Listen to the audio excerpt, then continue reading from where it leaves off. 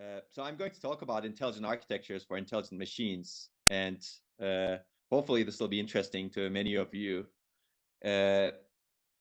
So the problem we're tackling today in computing is we're very much bottlenecked by data. If you look at all interesting applications, they're all data intensive: artificial intelligence, machine learning, genomics, databases. You can put many other applications over there, video processing, for example, video analytics. All of these applications require rapid and efficient processing of large amounts of data. And data is increasing on top of this. We can generate much more data than we can process in pretty much all domains that we put our hands on. I'll give you some examples from genomics in a little bit. But data is key for existing and future workloads. These are some example workloads that all of us are using, knowingly or unknowingly. And data is clearly a performance energy bottleneck in modern machines when executing these workloads. And on the mobile side, many of us are using these workloads also, again, knowingly or unknowingly. These workloads are very much bottlenecked by data, and data overwhelms modern machines and becomes a performance energy bottleneck in these workloads as well. And I'm going to briefly talk about genomics workloads that we're working a lot on in my group. And if you look at how genome sequencing has evolved over the past 20 years or so, its cost has been reducing dramatically, as you can see in this picture, due to the development of high throughput sequencing technologies. And there's another drop that happened recently with the introduction of long read sequencing technologies. And as a result, today, we're in a position to sequence many genomes. And there's no end to this going into the future. But unfortunately, we can sequence many more genomes than we can process today. And clearly, genomics is an important field for many reasons. Because our sequencing machines are quite good right now. They can always be better, but they're so good today that we're very much bottlenecked by the computational analyses that we can do on them, which is really bottlenecking the scientific discovery, improvements in medicine, improvements in healthcare, for example, including our responses to pandemics, for example. But basically, the reason is we can generate much more data than we can process, and the analysis of the data is really bottlenecking our machines in terms of performance and energy. And this is one paper that we've written on the topic. If you're interested in the bioinformatics and genome analysis area and its implications on systems and architecture and how to design better systems and architecture, this is something that we're working on very heavily. But you can see one of these devices that are developed by Oxford Nanopore. You can put these devices in your hand, and people are using these devices today to understand many different species, including the viruses. Actually, this played an important role in understanding the genomics of COVID-19, for example. But basically, these devices exist. Even smaller ones are going to appear. But unfortunately, we cannot process the data inside the device or anywhere close to it because there's too much data that's generated by this device today. And the devices are not designed for that purpose. As a result, we're very much bottlenecked by the data that we can generate. And if you're interested in this topic, we've written many articles, and this is one of the latest articles that we published that talks about a survey of works that have been happening in this particular area. And it's a relatively easy read. You can see that it's only 10 pages. I'd recommend taking a look at it. And this is one of the example works that we've done in this area that we recently published in October in Micro. Essentially, this is an approximate string matching acceleration framework that operates in a hardware-software cooperative manner. We co-design the algorithms and the architectures together so that we can optimize approximate string matching and make it extremely efficient and high performance. And we look at its applications in genome sequence analysis. Approximate string matching is really a very fundamental operation in pretty much all analyses that you need to do in genome sequence analysis, because you need to first understand what the string of characters that you get from the sequencing machine looks like, and you need to basically attribute to it. You need to compare it to different genomes, for example, and all of those are approximate string matching operations. And this work actually accelerates that significantly compared to existing software and hardware techniques. I'm not going to go into the details of this, but this is a near data accelerator based on the principles that I'm going to mention in this talk. Okay, so if you have questions, I'm happy to talk about bioinformatics also, but I'm not going to talk about this more in this particular talk. But this is an example application that's very much bottlenecked by data. And if we can actually solve the bottlenecks related to data, perhaps we can create these devices that can change our future very much personally, as in terms of personalized medicine, but also scientifically as well. Okay, so basically, hopefully I've given you examples of why data overwhelms modern machines today. Now we're going to talk a lot more into about this. Data today overwhelms the modern machine storage and memory capability, communication capability, and in the end, computation capability as well. It also greatly impacts robustness, energy, performance, and cost. I'm going to talk about this. If you look at a computing system, it fundamentally consists of three key components: computation, communication, and storage and memory. And you need to have all these three components to make a computing system work. But today, we design computing systems by heavily focusing on the computation units. Essentially, data is processed only in the computation units. This could be a CPU, GPU, an accelerator. Everything else is there to serve the computation unit, basically the communication units, the networks, for example, memory and storage units, main memory and disks, etc. They're all there. They can store data, they can move data, but they cannot process the data. As a result, we're very much processor-centric today, and that's one of the problems that we have. That's one of the reasons why data is a big bottleneck. So I call this the processor-centric design paradigm, and this is one example. This picture shows you one example of how imbalanced the systems we design today are. So if you look at this picture, only the red parts that are labeled cores are the parts that are involved in processing data. Everything else, the shared caches, the interconnect, other caches, other interconnect, memory controllers, other interconnect, main memory, other interconnect, storage devices, and then networks, etc. You can build up to a bigger system, of course. This is a single node over here.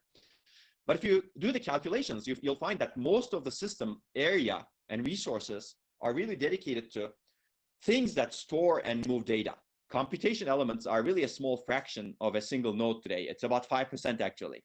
So we call this system a computing system, but that sounds like not correct, right? This is really a data storage and movement system that dedicates a small amount of resources to doing computation, really. And this is because we're processor-centric.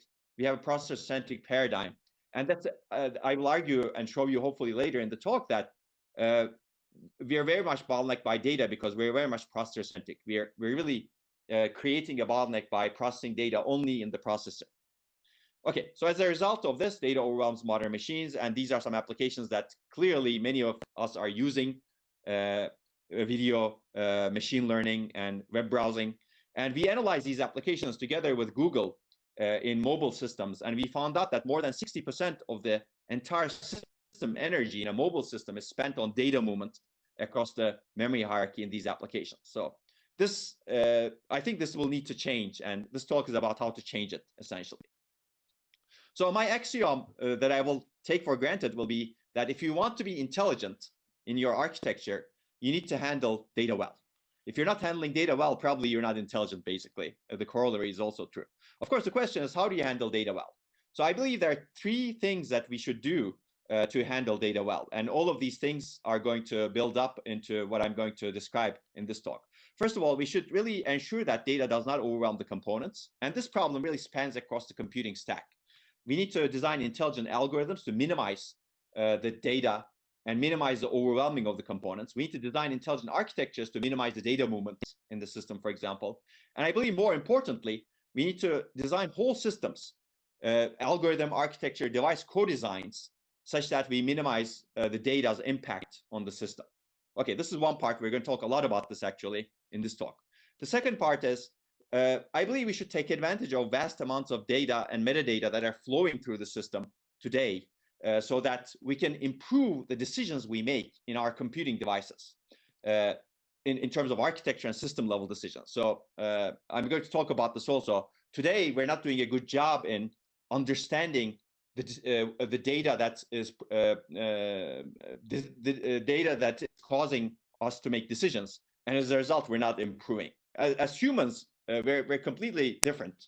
For example, whenever I see some data, I can change my mind and start following some different policy, right? Start basically doing something else so that I maximize my reward, for example, or I minimize my punishment. Basically, I'm a reinforcement learning agent. I'm a learning agent in general as a human. whereas existing architectures are not like that. I'm going to give you examples of this in the next slide, just a little bit. And the third piece of how to handle data well is really understanding and exploiting properties of different properties of different data, so that we can improve the algorithms, architectures, and systems we design in various metrics. I'm going to talk about this also, but mainly we're going to focus on the first part. But given these three components of how to handle data well, let's take a look at how existing architectures are handling data well today compared to that. Today's architectures, I believe, are not good at dealing with data because, as I showed you earlier, they're very processor-centric as opposed to data-centric. As a result, they're very imbalanced. They're mainly designed to store and move data as opposed to doing computation. So we're going to spend a lot of time on how to build data-centric architectures. Second, today's architects are really bad at taking advantage of vast amounts of data and metadata that is available to them. They're designed to make very simple decisions, ignoring lots of data. So if you study computer architecture, for example, you may know of memory controllers, cache controllers. If you study operating systems, you may know of operating system schedulers, for example. All of these components are designed by humans, and as a result, they make human-driven decisions. And humans basically design some policy that these different components follow during their entire lifetime, as opposed to learning from what they've done, what kind of data is flowing through them, and making data-driven decisions that change their policies. For example, I'll give you the example. I have the cell phone for, let's say, 5 years, and I have this computer for more than 5 years, actually, and it has a memory controller in it. The job of the memory controller is to schedule the memory requests coming from different applications and cores such that you maximize performance. But this memory controller is executing exactly the same policy and algorithm that a human dictated it to for 5-6 years, and it will continue executing it until the end of its lifetime. I think this is a bit sad because essentially it's seen a lot. This memory controller has seen a lot over the years, many applications, many different conditions, system conditions, and it has not learned anything basically. It cannot change its policy. Basically, it cannot say, I've done something wrong, I should basically change my policy. Whereas humans are completely the opposite, right? I put my hand on a stove that's hot, and I quickly learned that, okay, whenever the stove is hot, I shouldn't put my hand over there because I get burnt. When the stove is below some temperature threshold, I can put my hand over there, it's fine, right? So I can quickly learn as humans, and as humans, we can actually learn even more sophisticated ways. But unfortunately, the basic learning is not happening in the architectural and system components in our systems. I'm going to talk a little bit less about this, but I wanted to spend some time about this because this is a really important topic as well going into the future. So we should really design data-driven architectures going into the future. And the third corollary is architectures today are not good at knowing and exploiting different properties of application data. And essentially, most architectures are designed to treat all data as the same. This is because they don't know enough about the data. For example, whenever I program as a programmer, I don't communicate the security properties of the data to the underlying hardware architecture. The hardware architecture doesn't know the security properties, it doesn't know the privacy properties, it doesn't know the compressibility properties, approximability properties, error tolerance of different types of data. As a result, we don't know much about the data that we're processing at the very low levels of the computing architecture. And as a result, we're not very efficient at process the data. So we are for component-aware decisions that maximize the efficient components, as opposed to data-aware decisions that maximize the efficiency of the treatment of the data. So this will become more clear when we talk about this, but I intend to spend less time on this also, just because we don't have enough time. And I think the first one is going to take a lot of time. So with that, let's start with how to build data-centric architectures. As I said, I'm going to spend most of the time of the talk on this part. But the first question is, of course, what does it mean to be a data-centric architecture? And these are 4 key properties, in my opinion, of a data-centric architecture. First of all, I think overall it boils down to we should really respect data, and we should really make sure that data doesn't overwhelm the components. The first one is we should process the data where it resides, where it makes sense, as opposed to just in the processor and the accelerator. So this will bring us to the idea of processing inside the memory or near memory, very similar to, I think, how human brain does processing, for example. In human brain, there's no dichotomy between memory versus compute, for example. All of them happen in a mixed way, in some way, we don't quite understand absolutely, but what we understand is that this processing and memory is not separate from each other. Okay, the second that I'm not going to talk about is for an architecture to be data-centric, it has to have enable low latency and low energy access to data. And this leads to low latency memories and low energy memories. And I think this is really important going into the future. I have a bunch of backup slides related to this. Since we don't have enough time, I'm not going to cover them. But it's really, if you want to deal with data well, you cannot make access to data high latency. Because that leads to a lot of issues that we're going to talk about in a little bit. On top of this, we need low-cost data storage and processing. And I'm going to talk the least about this because this is really important. Clearly, we want high-capacity memory. We want techniques to not waste the capacity, like compression. And I'm going to briefly talk about hybrid memory in a little bit. And the fourth property is intelligently managing the data. Essentially, I believe we need intelligent controllers that handle all issues related to data: robustness of data, security of data, privacy of data, cost of data, etc. I think this is going to be more and more important into the future. And we're going to spend some time on this one so that I can motivate processing data where it resides. Okay, so let's start with this one, processing data where it resides. And we're going to spend most of the time over here. I also call this processing data where it makes sense. Essentially, this is processing data where it's stored or while it's moving. And a case of this is processing inside the memory. And clearly, this is not a new idea. This actually started in 1960s. And the first paper that was written on the topic was by Harold Stone, as you can see in this picture over here. It was published in 1970. And basically, it was argued in this paper that we should really be processing data inside the memory using processing units that we put over there.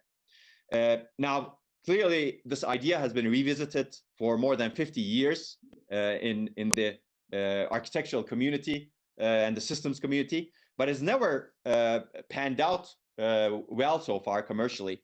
But I believe that things are about to change. And today we're in a very special situation. I'm going to motivate that. Basically, why is it special in terms of why we should really be doing in-memory computation? I'm going to focus a lot on memory, but you can imagine that the computation really needs to be done on the storage device, on the network, and even in tape, for example, very slow storage devices potentially, but also in the caches inside the processor as well. But I'm going to focus a lot on main memory in this talk, since it's a big chunk of where data resides. But basically, I'm going to motivate in-memory computation with a push from technology and a pull from systems and applications. And I'm going to hopefully convince you that we're kind of squeezed in the middle today. We have nowhere to go but really do computation near or inside memory. So let's talk about push from technology. Basically, today in the history of computing, we're very much having difficulties in terms of memory scaling, technology scaling. DRAM, which is the main memory we use to build our computers with, is not scaling very well in terms of its technology sizes. And I'm going to point you to some issues, reliability issues and security issues related to this. But basically, industry is today very much open to new memory architectures because scaling has become a big problem. And people are integrating controllers close to DRAM. An example of this is 3D stacked architectures that looks like this. Basically, you have a logic layer underneath many memory layers, and the logic layer has high bandwidth, low latency, low energy access to the memory layers. And you can put computation in the logic layer, for example. We're going to talk about that. And there are even experimental processors that look like this. Inside the row buffer of DRAM arrays, this automata processor can perform deterministic finite automaton processing that you can program in different ways and offload some specialized applications into. So clearly, the thinking has changed in the last 10 years or so in terms of how we should be thinking about computation and memory. And I'm going to talk a little bit more about this memory scaling issue. So when we first started doing research in terms of memory technology scaling, this was one of the first talks that I gave. I was invited to give this talk in a mainly industry-dominated conference, International Memory Workshop, which is a great conference, actually.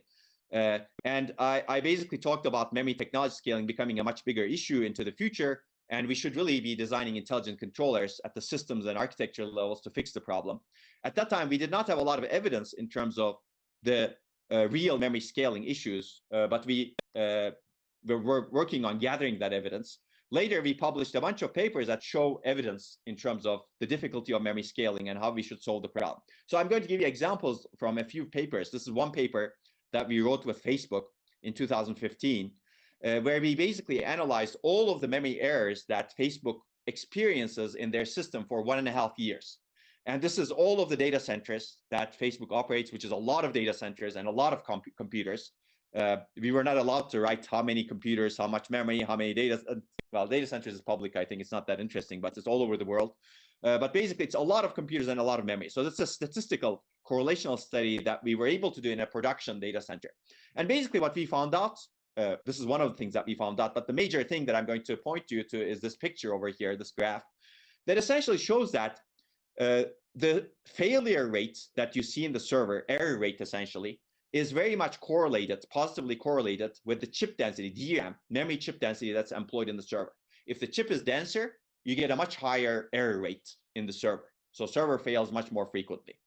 Well, why? Essentially, the intuitive reason is that when you increase the capacity of a DRAM chip, the memory cells are closer to each other. As a result, there's a lot more noise that they're vulnerable to. As a result, they are much less reliable, and they lead to more memory errors. And there's a lot more analysis in this paper that talks about this data center analysis, error analysis that we've done.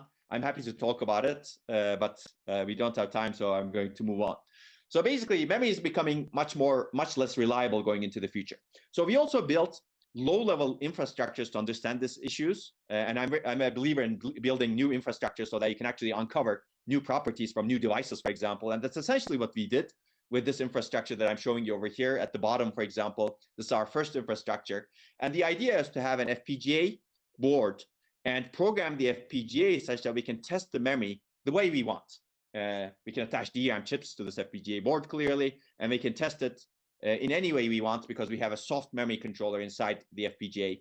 And we looked at retention issues, we looked at other failure issues that I'm going to talk about, RowHammer, and then latency issues. And we built a lot of good understanding, in my opinion, on the reliability, latency, and error characteristics of DRAM devices. And this is another version of the infrastructure where we did a lot of the RowHammer studies, for example. And this is another version which we publicly released. If you read this paper, you can actually learn a lot more about the infrastructure. It's a flexible infrastructure. You can program it either using register transfer level, or you could program it using a C++ API, and it's open source. And we support this infrastructure. Many people actually in academia and industry use it, and we're happy to support it. So if there are students who are interested in using it, we're happy to support it also. But while we were doing a lot of studies with this infrastructure, one thing we discovered together with Intel was that one can predictably induce errors in most DRAM memory chips. And clearly this should not happen. You should not be able to do an operation on a memory chip and predictably induce errors in the way you want. So this is now called the RowHammer. Essentially, this is the when we tested chips, we found out that more than 80% of the tested DRAM chips were vulnerable at that time. And this is the first example of how a simple hardware failure mechanism can create a widespread system security vulnerability. And as a result, folks in mainstream media like this, Wired, for example, are writing articles that are titled like this: "Forget software, now hackers are exploiting physics." And I like this because it's a very nice high-level characterization of RowHammer, because in the end, the problem is really coming from physical interaction of different memory cells. So let me give you the idea. Basically, RowHammer bit flips happen because of read disturbance. It's really a disturbance problem, and disturbance is a very fundamental problem in many memory technologies. SRAM has it, for example, hard disks have it, SSDs have it, and we actually analyze a lot of read disturbance issues in SSDs and flash memory. Now, we found out in this work that DRAM also has it. Now, DRAM is very special, though. If DRAM has bit flips, those bit flips become immediately visible to the programs that are executing that have their data that's stored in DRAM, right? So your data structures can immediately experience these bit flips before you can get a chance to correct them, essentially. So that's why DRAM is very special, because the errors you get inside the cells of main memory directly get exposed to your data structures and the system. So how does the error mechanism work? Essentially, in order to read cells in a row in DRAM, you need to apply high voltage to that row. This is called an activate command in DRAM. In order to read something else, you need to apply low voltage to that row. This is called a pre-charge in DRAM. Now let's assume that you keep doing this repeatedly in some way. High voltage, low voltage, high voltage, low voltage, high voltage, low voltage, activate, pre-charge, activate, pre-charge, activate, pre-charge, enough times before the cells get refreshed.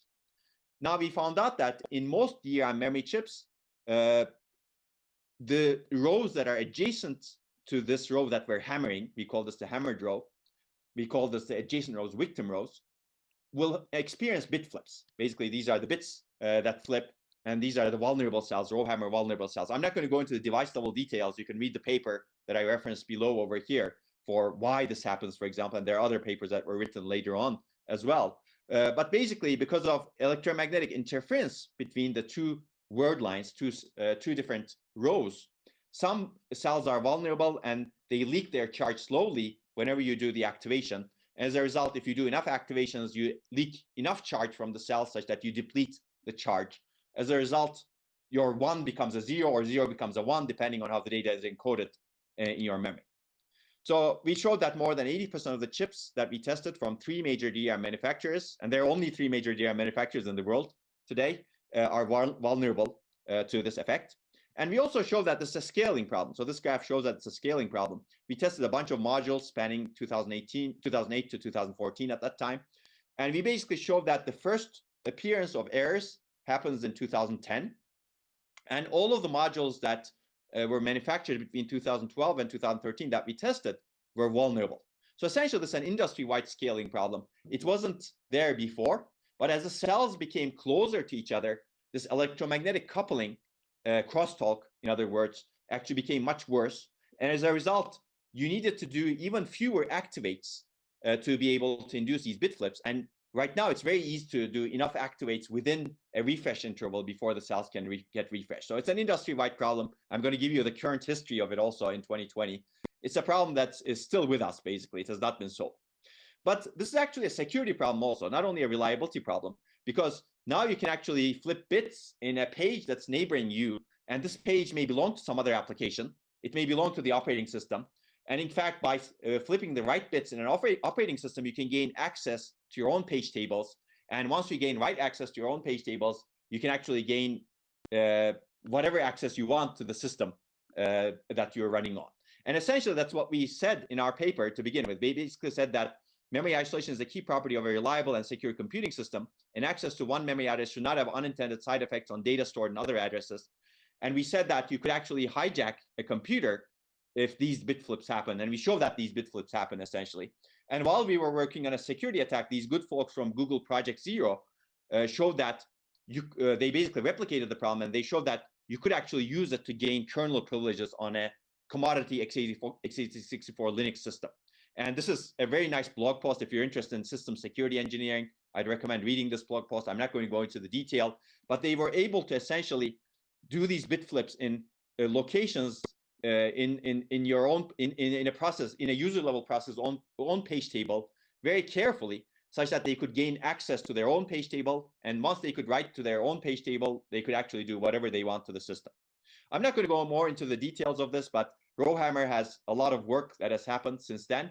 But the solution to this is really making more intelligent memory controllers, in my opinion, such that the memory controller somehow understands the deficiency that is happening inside memory and prevents this RowHammer issue from ever flipping a bit.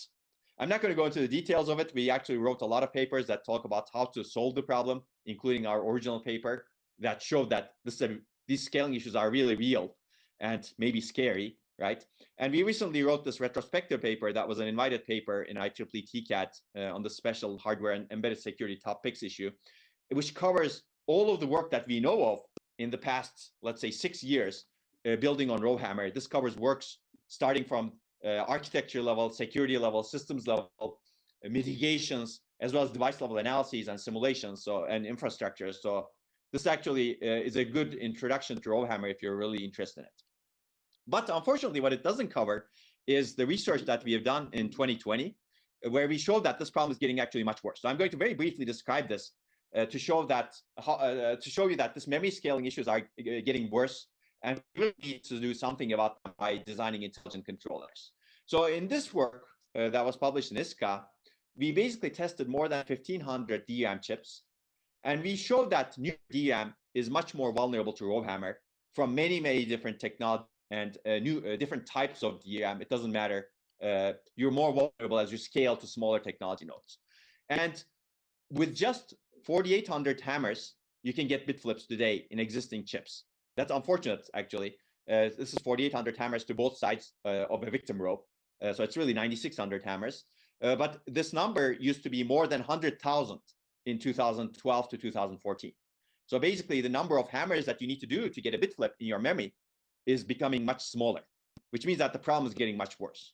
And there are also other analysis that shows that the problem is getting more pervasive. I'm not going to talk about this bullet over here, but we also show that existing mitigation mechanisms are not effective. So we actually really need new research into better mitigation mechanisms for RowHammer, better solutions to RowHammer.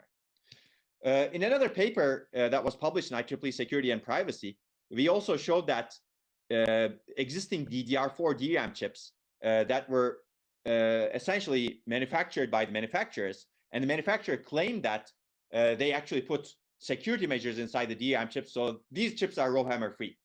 Well, we didn't trust the manufacturers. We did our own studies, and we basically found out that you could easily meaning if you understand what is going on underneath using the FPGA-based infrastructure that I mentioned earlier, SoftMC, you could design an attack that basically bypasses or circumvents the mitigation mechanisms that the manufacturers put into their chips that they advertise as RowHammer free. So existing chips basically are not RowHammer free because you can find ways to bypass the mitigation mechanisms that the manufacturers put in there by actually overflowing the counter mechanisms, for example, or the sampling mechanisms that they have inside the DRAM chips. I'm not going to go into the details, but this is a really fascinating area, I think, understanding the mitigation mechanisms and circumventing them.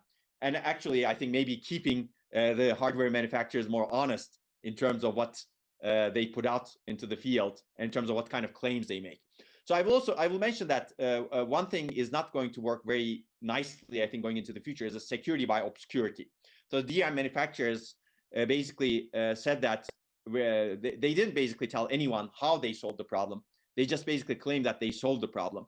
Basically, this is an example of security by obscurity. You basically don't tell anyone how you solve the problem. So you essentially you try to obscure things.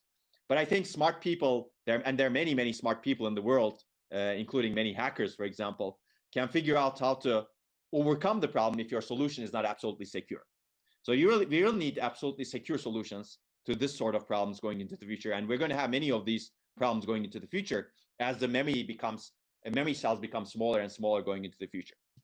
Okay, we wrote another paper, but I'm not going to talk about this. This is also very interesting, clearly, and you can read it in IEEE Security and Privacy this year.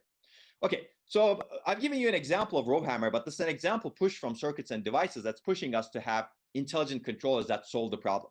So the way the problem is currently solved is increasing the refresh rate, which is a very bad solution, because increasing the refresh rate increases the energy, increases the performance impact, and we don't want to do that. If you have an intelligent memory controller, we showed in our work that you can actually solve the problem with little performance and energy impact. But I'm not going to go more into the details of this. But I'm going to talk very briefly about some other issue in DRAM, main memory, which is data retention. So it's not just RowHammer that's problematic in terms of memory scaling. There are many, many issues, and data retention is another example. RowHammer may be the most daunting because it creates a security problem, clearly. But data retention is another problem. Basically, today we refresh every single DRAM cell every 64 milliseconds, or sometimes 32 milliseconds, sometimes 16 milliseconds, depending on the temperature conditions. But this is actually causing a lot of problem in terms of energy performance, and also it's a scaling problem. So the question we've been asking, and the reason why we built our infrastructure, was actually to get rid of refresh as much as possible, so that we could actually design much better systems and much more scalable memory systems. And we actually looked at the idea of refreshing every single cell as often as it really requires. And if you look at DRAM, for example, many cells can retain data for seconds. So why not refresh them for only seconds as opposed to 16 milliseconds? So don't refresh them at the worst case rate. But clearly, this requires a good understanding of the devices, and we built that understanding over the years. I'm not going to talk about these works individually, but I'm going to flash them. Basically, this work is a work that we've done that shows the existing data retention behavior of modern DRAM devices and how to fix it. And there are later works that we've written on the topic that look at how to fix the problem in different ways. And you can see that this is continuing. This is a work that we published in DSN in 2019. And this is a work that we published in Micro in 2020 recently. Essentially, if you want to get rid of refresh, you need an intelligent controller that really understands what's happening to the memory cells. And also, you need an intelligent controller that understands what are the requirements of applications potentially, and that intelligent controller does optimizations to take advantage of both of these things. So without intelligence in the memory controller, I don't see a way of getting rid of the refresh problem anytime into the future, which is going to get much worse. Okay, just to give you a different perspective, industry is writing papers about this too. This is a paper that I like a lot because it was written by two companies that don't normally talk to each other, Samsung and Intel. They got together to write this paper in 2014 where they talked about the DRAM process scaling challenges, and they essentially said refresh is a big problem, variable retention time is a big problem, write latency are a big problem. I'm not going to go into the details. You can read this nice paper. But basically, they said that we need intelligent controllers. If we have intelligent controllers, memory can scale much better into the future. Okay, there's another reason to why to have intelligent controllers, and this is another trend that's happening today, which is hybrid memory systems. Essentially, we have different technologies in memory. One example is phase change memory, for example, STT-MRAM, resistive memory devices. These are really interesting, or different types of DRAM are also very interesting. But essentially, the idea in a hybrid memory system is to scale the memory to large sizes and to better systems by putting together multiple different types of memory. It could be 2, it could be 3, it could be 4. These memories have different green characteristics and different red characteristics. And the key is to design the hardware and the software to manage the data allocation and movement such that you achieve the greens as much as possible while avoiding the reds as much as possible. And to be able to do that, again, we need intelligent controllers that control this memory, that understand the properties of the different memory, and that also try to minimize the reds as much as possible, maximize the greens as much as possible, while intelligently coordinating the data movement together with the applications and the system software. So there's no way, in my opinion, to get good performance and efficiency out of this without intelligent memory control. So hopefully I've given you another reason to look at intelligent memory controls. Emerging memory technologies like hybrid memory systems, phase change memory, etc. They all require us to have intelligent memory controllers. So that was the push from memory technology part. I spent more time than actually I was intending to, but I think this is really important. And since we have time in the seminar, I wanted to give you a broader perspective of this. So we're being pushed from technology to have intelligent memory controls. Now let me cover the pull from systems and applications part. And I'm going to start with the next slide. So if you look at systems and applications today, we have 3 key trends. Data access is a major bottleneck. I'm going to give you more data on this one. Applications are increasingly data hungry. Energy consumption is a key limiter of modern systems that we build. And data movement energy dominates computation energy today. This is especially true for off-chip to on-chip movement. So let's take a look at these in a little bit. But before we get to that, I think in my mind, the bigger perspective is, do we want a world that looks like this, sustainable, very nice, or do we want a world that looks like this, where we cannot breathe it? So I would argue that both of these worlds have merits. Basically, we want the best of both worlds. We want to avoid the worst of both worlds. So we clearly want the productivity and high performance, etc., of this world, perhaps, while having the energy efficiency and sustainability of the previous world over here. Basically, we want the best of each. Why? Because clearly we want good conditions, but we also want high productivity and high performance so that we can solve the most difficult problems that we're facing going into the future. And we will always have more difficult problems going into the future because essentially as humans, we're problem solvers, right? Well, at least good humans are problem solvers. Maybe bad humans are problem creators, but we want to solve problems going into the future in the end. So, okay, what is the problem? If we want to have the best of both worlds, we're not designing our systems right. Basically, even though data access is the major performance energy bottleneck, our current design principles in our systems, starting from the very basic computation components, all the way to a bigger scale, larger scale, internet scale systems, for example, they're all causing great energy waste. Why? Because we're moving data all around the system. And this is also causing great performance loss, but I put this in parentheses because we realize that moving data around, let's say between processor and memory, between hard disk and memory, between my compute device and the data center, it's causing energy, it has a lot of latency, but we try to design our systems to tolerate this latency, great performance loss basically somehow. Even then, we still have great performance loss, I would argue. But basically, we increase the complexity of our systems by adding sophisticated mechanisms. For example, in our processor, many caching layers in both software and hardware, sophisticated multi-threading mechanisms, again, in both on hardware and software, sophisticated caching mechanisms, again, both in hardware and software, and then out-of-order execution mechanisms, different kind of scheduling mechanisms, again, in both in hardware and software. So we increase the complexity of our system, which causes even more energy waste, especially when these techniques don't work. So today we're in a vicious cycle. Data access leads to high latency and a lot of energy waste. To tolerate the data access, we're creating even more energy waste and complexity in our system. So we cannot get out of this vicious cycle, in my opinion. So to be able to get out of this vicious cycle, I think we need to realize the real problem, which is that processing of data is performed far away from the data. We're very much processor-centric, and we need to break that vicious cycle there. Essentially, we have this picture that I showed you earlier. Computing units is the thing that can process data. Everything else is there to serve the computing unit, and this comes at a great system cost. And data storage units are dumb and largely unoptimized, and we should fix that, I think. Okay, let me give you some data on this topic, basically, on the performance. Let me cover the performance aspects first. So we know that memory is a big problem for a long time. So this is an article that was written by Dick Seitz in 1996 in Microprocessor Report. It's only one page. I recommend reading it. Dick Seitz was the chief architect of alpha processors. Many of you may not know alpha processors, since it was designed by Digital Equipment Corporation, actually, which was one of the top microprocessor designers at the time. And alpha was the flagship processor series of that. And Dick Seitz was a chief architect of it. And basically, after his team designed the flagship alpha processor in mid-1990s, he wrote this article. In this article, he says that this processor is a sophisticated processor. It has the capability of finishing 4 instructions every cycle, every clock cycle. But on these important workloads, we find out that it's finishing 1 instruction every 5 cycles. So it's operating at 1/20th of its peak bandwidth. Why? It's waiting for data to come back from memory. Basically, he finishes this article saying that I expect that over the coming decade, memory subsystem design will be the only important design issue for microprocessors. And I agree with this, actually. I think memory subsystem design is really dominating how we design things today. Okay, fast forward about 10 years. This is data from my own PhD thesis. We worked together with Intel to analyze applications that they used to design their processors with. And we found out essentially the same thing. On average, across all of these applications, more than 50% of the time, the processor is waiting for data. It's not doing anything.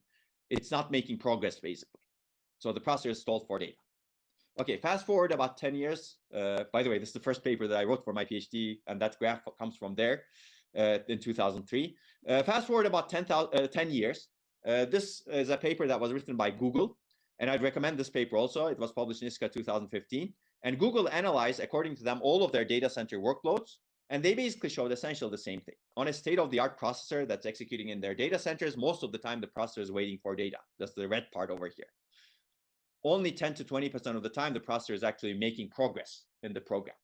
So this doesn't sound good, clearly. And they have a lot of microarchitectural analysis, as you can see. But this is really because we're processing data only in one place. We have to move the data to the processor, and that naturally takes a long time. And we have a grossly imbalanced system that's low performance, and the processor is not doing anything for a long time, and this is energy inefficient, and this leads to a lot of complexity also, because data moves a lot and we try to tolerate it.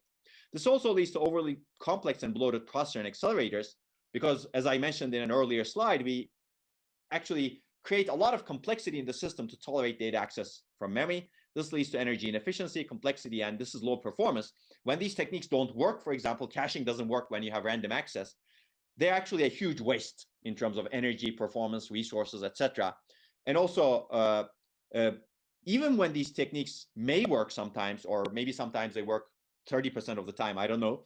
And when they work, they're low performance because you could have used all of that real estate and effort for something else, right? So you could have actually done much better if you were not grossly imbalanced or if you were not processor-centric to begin with. Okay, so as a result, we're back to the picture that I showed you earlier. Most of the system is dedicated to storing and moving data. Okay, let me talk about the energy perspective, which is even worse in my opinion. So basically, it's a slide that I borrowed from Bill Daly. These numbers are a little bit old, but I think the same trend holds, as I will show you in a little bit. But basically, these are the energy consumption values that are associated with different types of computation and data movement. So a 64-bit double precision floating point operation, which is a very complex operation today, is 20 picojoules. A DRAM read or write is 16 nanojoules. That's 800 times difference. So a DRAM read or write is much less energy efficient, as you can see. So basically, today we're somewhere between 2 to 3 orders of magnitude. Memory access consumes 2 to 3 orders of magnitude the energy of a complex addition.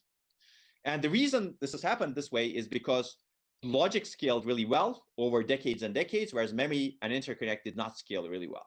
So basically, if you go back about 70 or 80 years, and if you try to get the numbers at that time, computations was much more expensive than a memory access. Why? Because logic was huge, and you needed huge gates and huge logic essentially to do even a simple addition. And even a simple addition was 2 orders of magnitude more energy consuming than a memory access at that time. But over the course of 70 years, we had a very good ride on technology scaling, and logic gates became smaller and smaller with every single generation, whereas interconnect did not scale well. As a result, memory, which is mainly dominated by interconnect, became much less efficient compared to computation. So today we're very good at computation. It's much more energy efficient, but we're not good at memory because it's much less energy efficient, because it did not really benefit from the technology scaling in terms of energy and latency. Okay, so with this picture in mind, it's always good to ask the question. I'm adding 2 numbers. Let's say I'm doing one single 64-bit double precision floating point operation. Okay, ignore the double precision floating point operation. I'm doing an add on these 2 numbers. Does it really make sense to bring the 2 numbers into the processor, do the addition, and then write back the data from an energy perspective? And the answer is, it depends, of course, like many things in computer architecture. But if you don't have very good locality in your caches, if you're not going to reuse those numbers hundreds and hundreds and hundreds of times, then it's probably not a good idea to bring those numbers in. You're better off doing the computation inside the memory, if you could do it today, from an energy perspective. Okay, so as I said, there are other papers that talk about the cost of an add versus cost of a memory access. In fact, one of the recent numbers that I have is from the Design Automation Conference, where folks showed that a memory access takes more than 160 times the energy of a floating point multiply and accumulate operation that they do in our machine learning accelerator that they built. So these are numbers. So it's between 2 to 3 orders of magnitude today. As a result, we have this picture that I showed you earlier. More than 60% of the entire system energy is spent on data movements.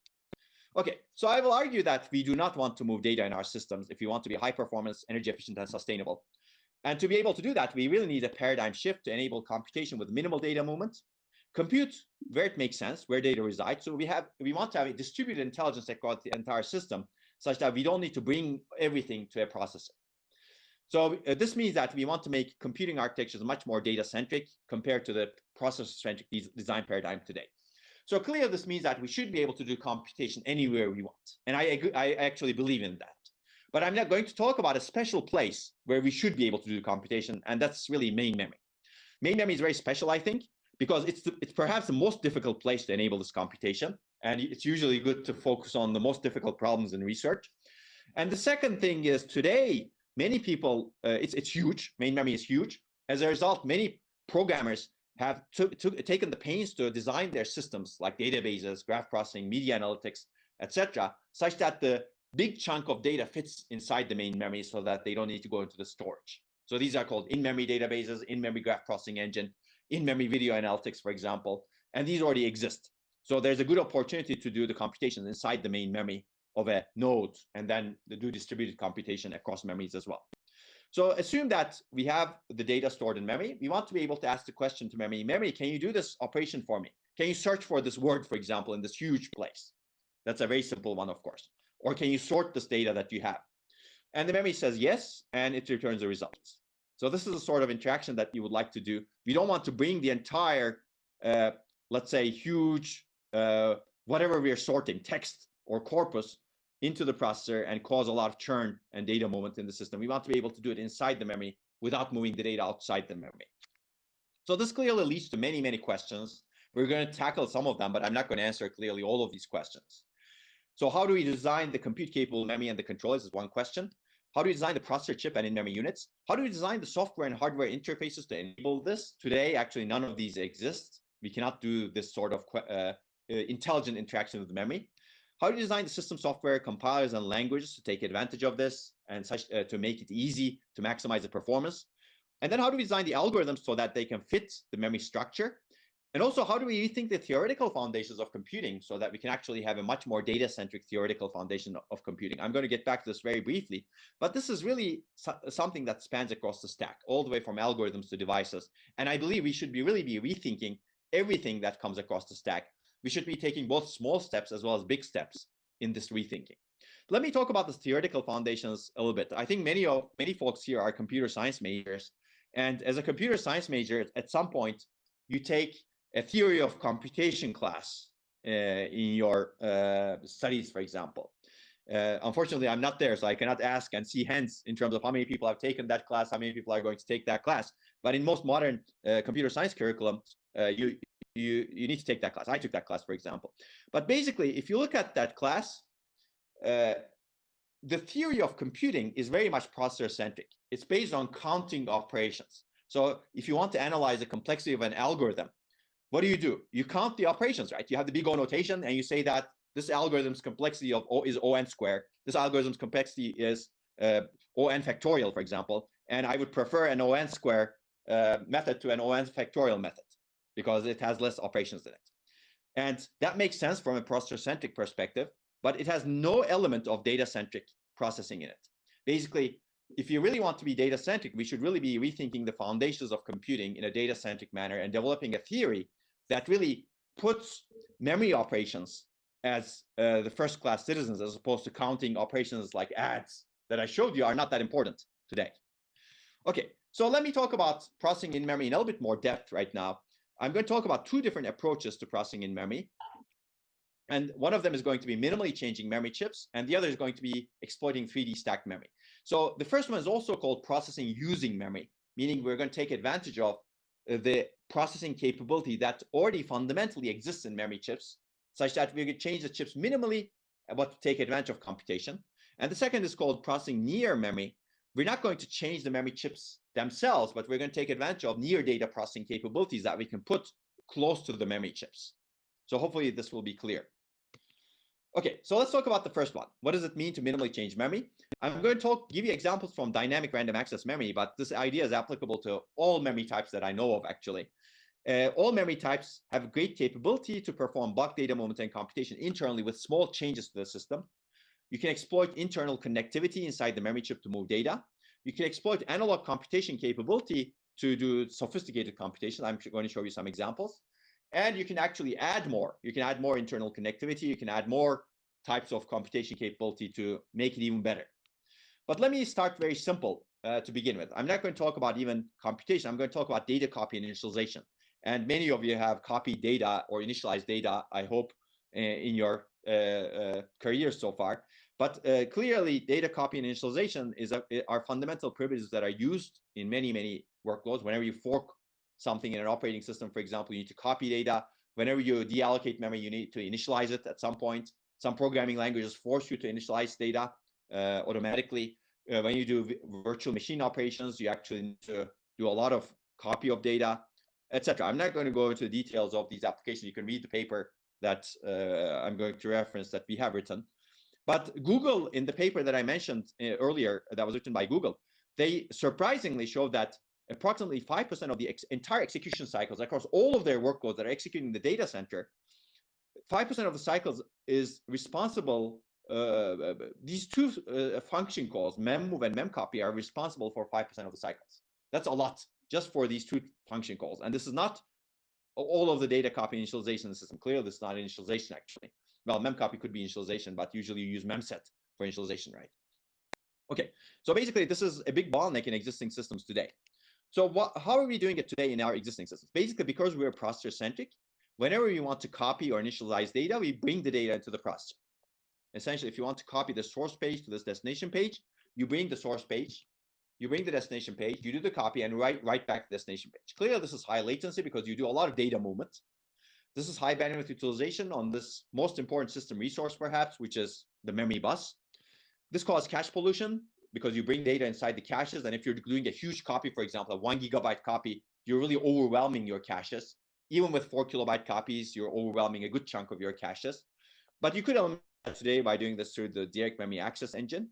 And it causes a lot of unwanted data movement. Imagine that you're initializing a 1 terabyte database that you're not going to use anytime soon. basically you're doing a lot of data movement for no reason. Well, you have a reason, but maybe you could have done it much better somewhere else. So basically today, a simple small page copy, 4 kilobyte page copy, through the direct memory access engine that sits in the memory controller, without even considering these effects over here, takes about 1,000 nanoseconds and 3.6 microjoules. So can we do better? Basically, the idea is very simple. We call this RowClone, and we're not going to touch anywhere in the CPU to enable, to basically do the copy. We basically do the copy inside the memory, like this. So clearly, this is low latency. I'm going to show you. This is low bandwidth utilization. You don't actually move data on the memory bus. No cache pollution, but you could eliminate that today anyway. And no unwanted data movement unless you really need the data. So I'm going to show you a mechanism that takes us 1,000 nanoseconds to 90 nanoseconds and 3.6 microjoules to 0.04 microjoules. So let's take a look at the mechanism very quickly. I'm not going to go into the details of how you support in the entire memory chip. We have actually a lot of mechanisms that build on this paper that do much better. I'm going to give you a glimpse of the results very quickly. But basically, if the source page and the destination page are in the same subarray in a DRAM chip, the copy is really easy. You first activate the source row, which brings the data into the row buffer, which are essentially the sense amplifiers over here. And sense amplifiers now store the data very strongly of the cells because sense amplifiers are much bigger than the cells. Now the data is in the row buffer captured. Now the second thing that you do is to copy this data to another row, let's say row B, is to activate row B. Once you activate row B, the data goes from the sense amplifiers, the row buffer, into the destination row, and you deactivate the source row implicitly. So basically, by using the row buffer as a temporary buffer, you can copy an entire page from a source row to a destination row just using 2 consecutive activates with negligible hardware cost. In fact, in existing DRAM chips, you can do it by modifying the timing, violating the timing parameters. I'm going to talk about that.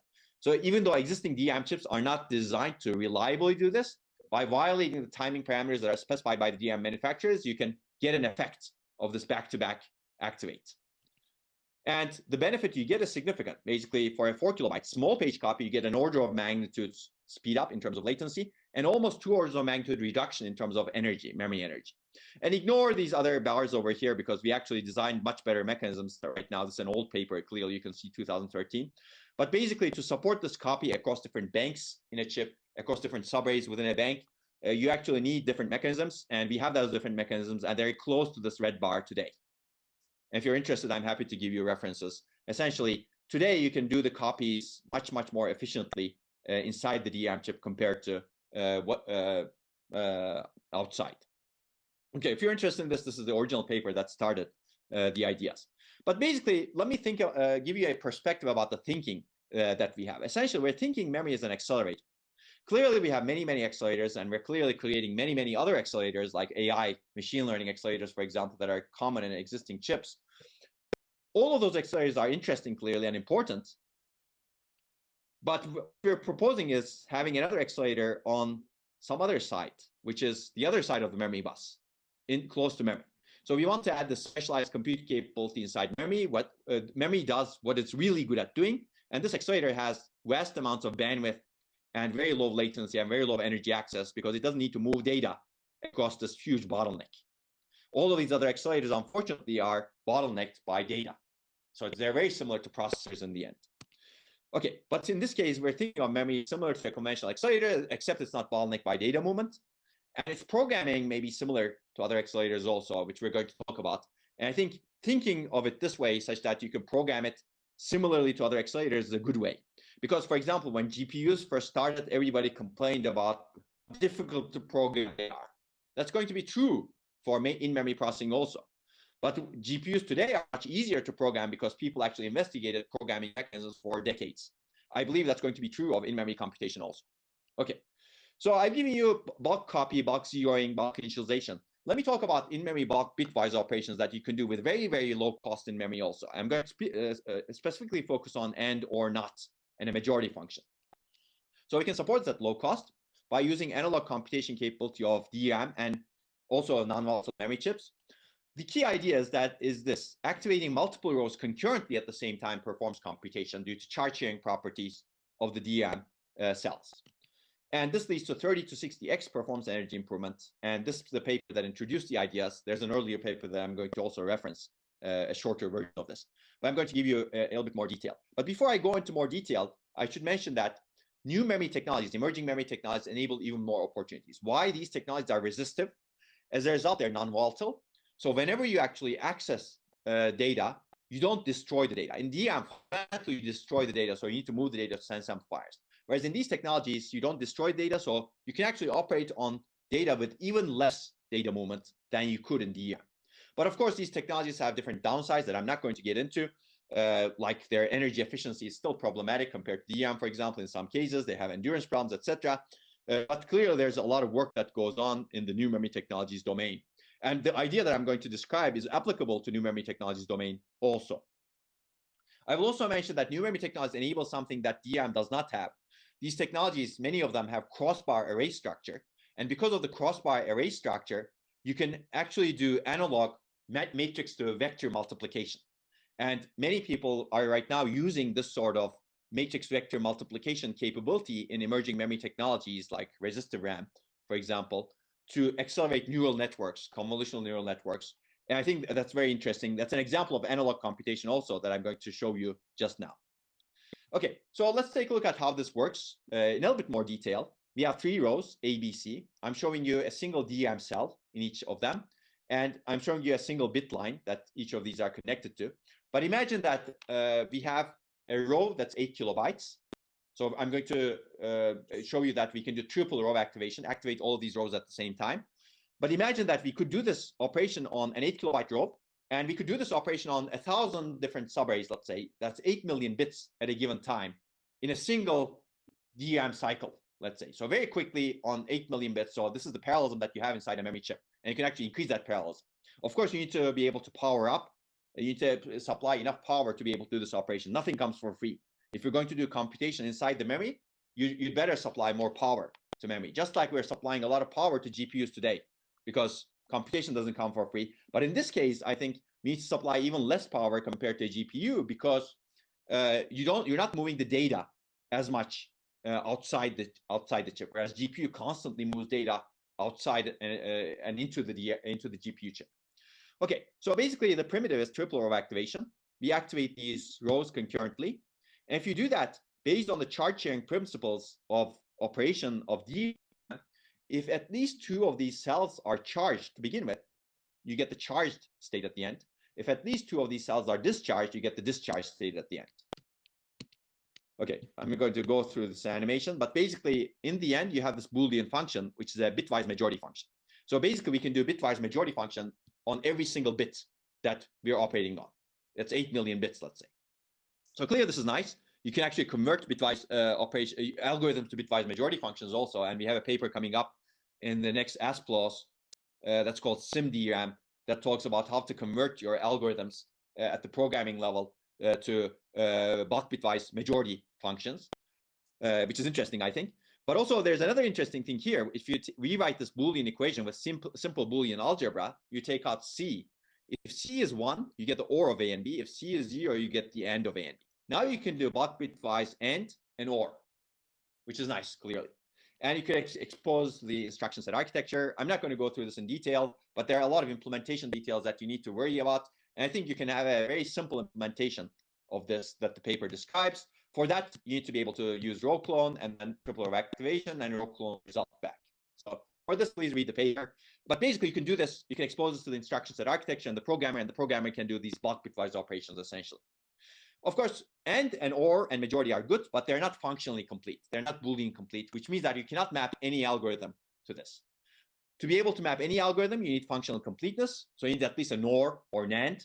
In this case, NOR or NAND is not easy to get, so we actually add a NOT in the ER. And to be able to add the NOT, we want to be low cost. And the idea is, whenever you activate a row, actually the complement of the cell exists on the other side of the sense amplifier. In DRAM, we basically connect it back to a special row called the dual contact row. So that's the idea. I'm not going to go into the details. Again, there's a lot of circuit level detail here. It's no more than what I showed you over here, but there's more explanation that needs to be done in terms of how you make sure it works. And in the paper, we show how you make sure it works. I'm not going to go into details of that. But the implications on performance are amazing, I think. Basically, you can improve the bitwise NOT performance by more than 50x compared to existing systems. energy improves by close to 60x, and the NOR are quite good also. You can build higher level primitives that build on these simple bitwise operations clearly, and you can build algorithms on top of this that take advantage of these bitwise operations. So it's very promising, as you can see. Then let's talk about applications. What kind of applications can best take advantage of this? Clearly, you can do the hard work and take your algorithm and try to map it on this. And if you're clever enough, if you map your data nicely, and if you think about it long enough, you can do it, because this is functionally complete in the end. So you should be able to do it, but it takes some effort, clearly. But there are some applications that are naturally a good fit for this sort of paradigm. We call this the bulk bitwise execution paradigm.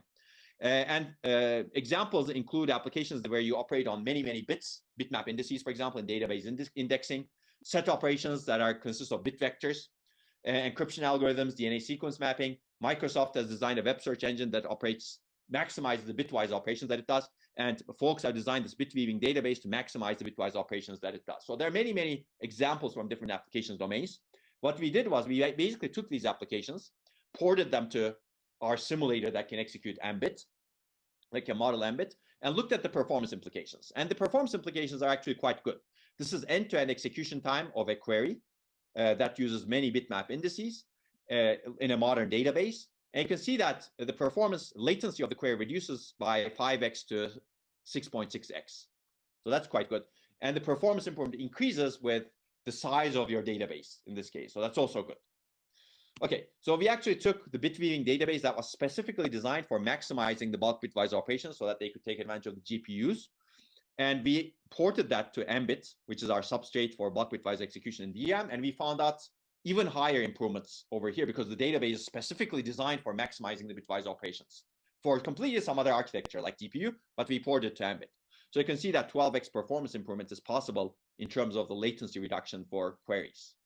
So that's also quite good, I would argue, because this is end-to-end execution.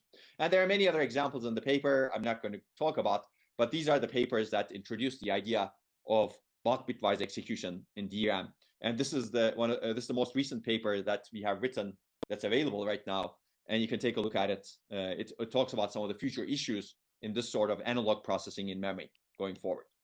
Let me quickly talk about two other papers. This is a paper that was published last year in Micro, completely independently of us. These folks took the infrastructure, SoftMC infrastructure that I mentioned earlier. They basically showed that by modifying the timing parameters carefully in commodity off-the-shelf DRAM chips that are not modified at all. So you can buy this DRAM chip, modify the timing parameters using the FPGA-based infrastructure that I showed you earlier. You can basically imitate RowClone. In many chips, you could get back-to-back activates, and in some small fraction of the chips, you can actually imitate bitwise AND and bitwise OR, just like we described it in the earlier papers, but except in simulation, circuit-level simulation, of course. So I think this is a very good proof of concept that shows that existing DRAM chips, even though they're not designed at all to do this sort of computation, they can do this sort of computation in a limited manner. Now imagine what you could do if you actually go and start thinking about, okay, I'm going to minimally modify the DRAM chip to do these computations and maybe some computations. Then it could be even more possible, in my opinion. So I really like this paper because it's a very nice proof of concept that shows that this is doable. There's also other papers. This is one example of the papers that show that you could do RowClone and bulk bitwise operations in phase change memory. It's called Pinatubo, and it basically studies different types of phase change memories and shows that the same ideas are applicable to those phase change memory and also other non-volatile memory chips as well. Okay, I'm not going to go more into detail. There's more literature on this topic, but if there are questions or if people are interested, you can read the papers, and also I'm happy to point you to other works. Now I'm going to switch gears a little bit. I'm going to talk about another opportunistic direction, which is exploiting 3D stacked memory to do near data processing. So what I described to you earlier was processing using memory. Essentially, you're using the memory to do some computation. Now we're going to actually add logic close to memory to do near data processing. And this sort of thing is enabled by a new opportunity, which is 3D stacked memories that I showed you earlier, where you have a logic layer underneath many memory layers, and the logic layer is connected via high bandwidth, low latency, low energy connections. Today, these are called true silicon via connections, and they're reasonable. But going into the future, they're going to be much more abundant, and they're going to be much more simpler as well. So there's more opportunity in this direction coming up. But basically, in the logic layer, you can put processing elements just like we do today, except you need to be careful because this is a 3D stacked system. You cannot add a lot of complexity. You cannot consume a lot of thermal. You cannot consume a lot of power. So you need to respect those requirements in the system. And other true three-dimensional technologies are under development. These are monolithic three-dimensional technologies. The next project at Stanford is a good example of this, for example. I'm not going to talk about that in detail. But when we released our DRAM simulator that's used by industry and academia today, this is another of the infrastructures that we have released and that we support. And many folks in industry and academia actually contribute to it. And this is a very robust infrastructure right now. But basically, at the time we released it in 2015, there were many 3D stack technologies that are already available. And when we first started doing research on how to do processing near memory using these 3D stacked architectures, we had two key questions. First of all, what is the highest performance benefits and energy benefits you could get if you had the entire freedom to change the system around an application, let's say, in 3D stacked memory? So I'm going to show you results with this maximal approach. And then I'm going to give you more realism, maybe, or maybe not everyone can do that, can afford that clearly, but some people can afford simple function offloading. What kind of functions should be offloaded to main memory? I'm going to talk about that. And then I'm going to look at the other question very briefly. What is the minimal thing that you can do with minimal changes to system and programming to support this sort of 3D stacked near data processing? So we're going to cover this hopefully quickly. There's a lot of work in this direction, and each of the papers are actually big pieces of work. But let's start. I'm going to give you the high-level ideas. So what if you had the freedom to change the entire system in the world to improve an application, let's say? In this case, you really need to look at an application because you have the entire freedom to change. And we specialize the application. We pick the application as graph processing, and graph processing is clearly important. There are many real-world workloads. There's more clearly. But there's a lot of genome analysis is done with graph processing today. A lot of machine learning is based on graph processing frameworks. And graph processing is mainly bottlenecked by memory. If you throw cores at the problem, you don't get much performance improvement, as you can see. Here, we have an example graph processing algorithm. We increase the core count by 4x, but we get only 40% performance improvement, and energy efficiency goes down significantly, actually. So the main reason is, this is the PageRank algorithm, the core of the PageRank algorithm. I'm not going to go into the details of this, but main reason why we have such bottlenecks in graph processing is we have frequent random memory accesses in a good chunk of the algorithms and little amount of computation. As a result, we're really exercising the memory bottleneck. Remember, I showed you the picture of the cost of energy of processing, add operation like this over here, or multiply operation, versus the cost of data movement. In this case, we're really moving data without actually taking advantage of the caches as much because we have a lot of random memory access, as you can see over here. So to overcome this sort of data movement bottleneck in graph processing, we designed what's called the Tesseract system in 2015. You can read this paper for more detail. I'm going to give you a high-level overview. This is a high systems level paper that goes all the way from systems and programming models to logic circuits. So clearly, I cannot cover everything. But basically, we start with this 3D stacked memory as the basis. And clearly, 3D stacked memory has a logic layer. And we interconnect these 3D stacked memories together so that we can have a much more scalable system. And we connect that scalable accelerator to a host processor. And the host processor can now offload graph computations on top of it. You can imagine this as a primitive GPU, except it's designed for graph processing only. And clearly, we make sure these are physically addressed. There's no virtual memory inside it. And whenever the data is being operated on over here, the processor doesn't cache the data. So we get rid of some of the key issues that I'm going to talk about later on by making this like a primitive GPU to begin with. But if you look at the logic layer of a single 3D stacked memory over here, it consists of what is called vaults. So each of these are vaults. And each vault controls the memory layers on top of it. That's why it has a DRAM controller. And what we do is we add simple in-order cores so that we can do processing of the data inside the vault. And we change the programming model such that if anyone is going to update data in a memory layer on top of a vault, they need to send a message to the vault such that the updates are done locally inside the memory layer. So whenever you're updating data, you never move the data. The updates are done locally to a vault. You need to ship the intermediate values that you need to update with, of course. Sorry, is there a question? Okay. Okay, thanks. Basically, you don't move the data, you move the computation to the data. So this is programmed very much similar to a distributed system, remote procedure call based programming models. So you can see that we partition the graph such that we minimize locality inside a 3D stacked memory as much as possible. So graph partitioning is really, really important here, as the paper also shows. And then you also partition the graph so that you maximize the locality inside a single vault, so that you don't move the data or computation outside the boundaries of these chips or outside the boundaries over here. But the vaults can communicate with each other through a network. So it's a message passing based system, and you need a network to communicate different nodes clearly in any system that's scalable.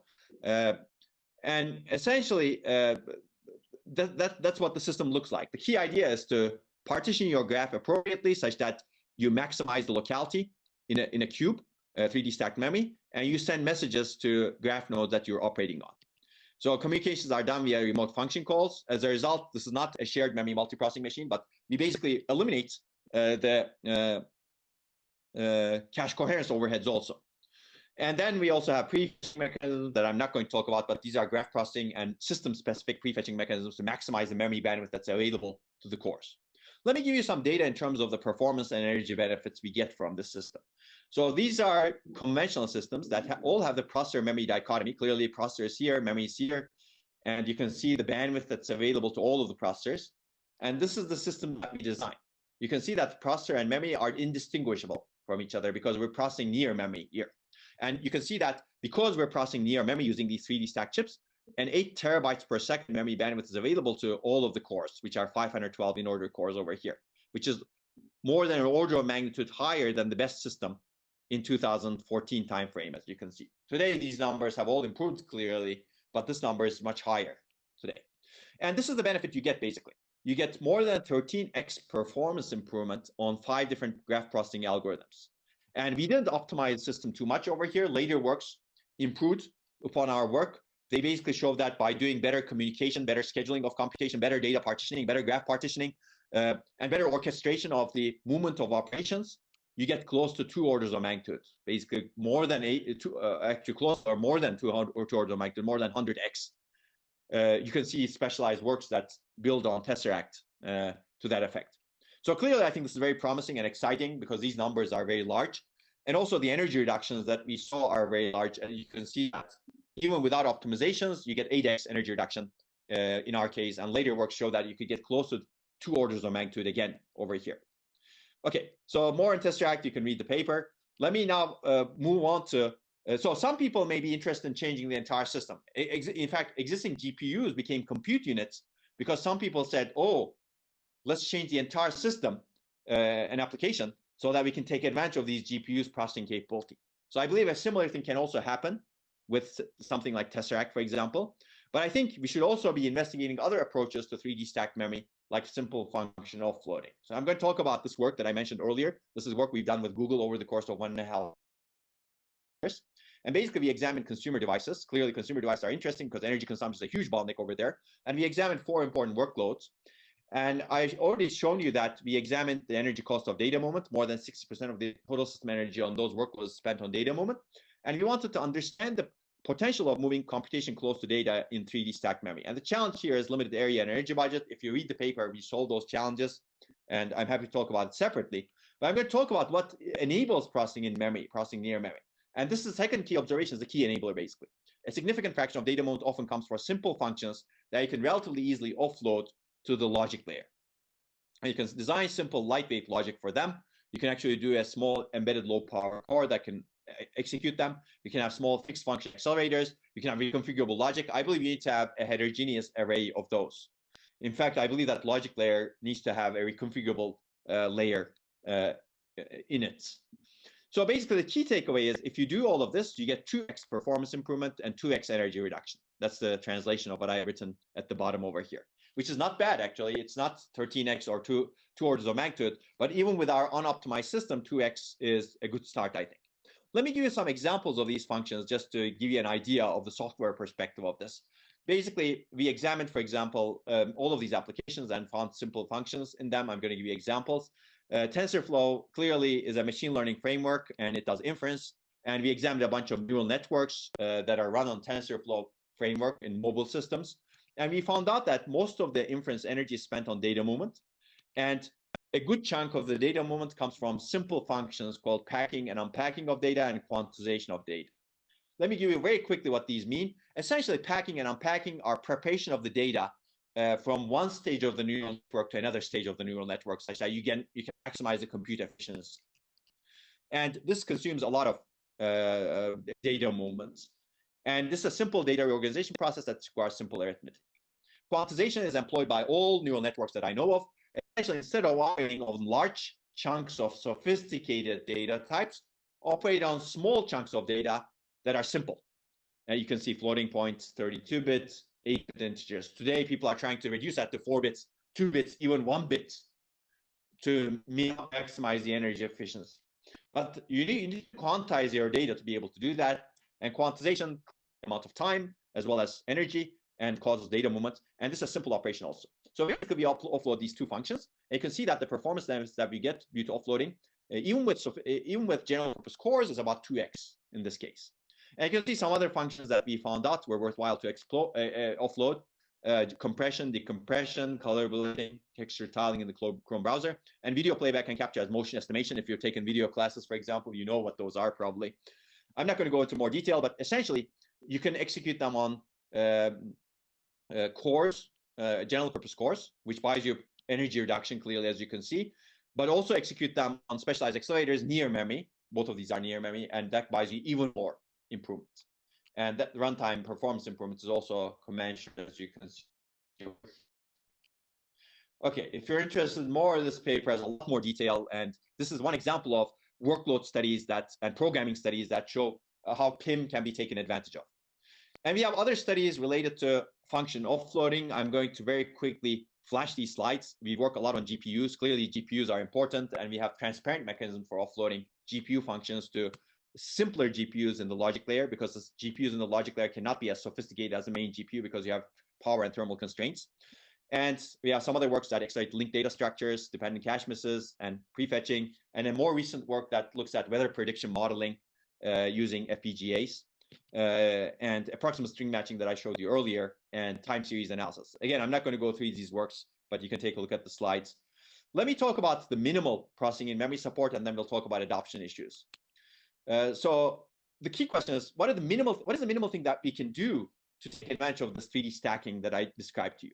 And the idea is, once you start thinking this way, I think the ideas are relatively simple. Basically, our goal is to have minimal cost, minimal changes to the system, no changes to the programming model. We want people to program the way they're programming right now. And the first key idea is basically, if you want to do that, you need to expose each processing in memory operation as an instruction that's very similar to all of the other instructions that we have today. That's virtually addressed, cache coherence, and operates on a single cache block. Clearly, this is restrictive, the single cache block, for example, and each instruction needs to be fetched by the processor and executed. And this is an example of an instruction, PIM-add, for example. But this leads to no changes in the sequential execution model, no changes to virtual memory, very small changes to cache coherence, and no need for data mapping. Basically, you don't need to maximize locality like I described in Tesseract. You don't need to make sure that two data elements are in the same memory module, because by definition, a single cache block is in the same memory module. Okay, the second key idea is to enable the processor to dynamically decide where to execute this operation, whether in the memory or inside the processor. And I'm not going to go into details, but this is important going into the future, I believe. So this is an example of how you would program this. You can see the PIM-add instruction that the programmer can add, and there's a fence instruction to make sure that all of the PIM operations are complete before you can move forward. So that's a synchronization operation, clearly. So these are some example PIM instructions. So clearly add is important, but dot product is important for machine learning workloads. Euclidean is important for machine learning plus clustering type of workloads. And also time series analysis, histogram bin indexing, hash table probing, floating point addition. They're important for various different workloads like databases, machine learning, etc. I'm not going to go into details of this, but clearly someone needs to provide the instructions. I believe a customizable ISA where you can add new instructions relatively easily with a reconfigurable logic layer is a very good idea over here. Okay, let me give you some results. We studied a bunch of interesting workloads, clearly machine learning, in-memory data analytics, graph processing. And basically, we found out that if you do things right with large data input sets, you get about 47% average speed up, which is not bad, given that this is a very small change. These are small changes. It's not 2x like Google workloads paper. It's not 13x or 100x like the graph analytics. But we're not changing the entire system. We're changing things minimally over here. And the energy reduction is also quite interesting. I think it's about 25%. So if you're interested, there's more detail in this paper. And I think this also brings us to enabling the adoption of a new paradigm like this, because whenever you want to change the paradigm of processing from processor-centric, data-centric, or in some other way, you need to think about how to enable adoption. And I believe there are 5 barriers to adoption of processing inside memory. I think most of them are related to systems and software. The first one may have relation to hardware, for example, but also software as well. So what kind of functionality you should enable, what kind of applications can take advantage of it, and what kind of software can take advantage of it. How do you ease programming? What are the interface do you provide, and what are the hardware and compiler support do you provide? What is the system support you provide, coherence and virtual memory? What kind of runtime and compilation systems you should build to enable softwares and systems to be easy to do adaptive scheduling, data mapping, access sharing control, security, privacy, etc. And what kind of infrastructure should you build to NSS benefits and feasibility? I think all of these questions should be answered. And I think all of them can be solved with a change of mindset by moving from the processor-centric paradigm to the data-centric paradigm. But we can get there step by step. Basically, I think in the end, we need to revisit the entire stack to answer all of these questions plus more. But I think we should also be very practical in terms of our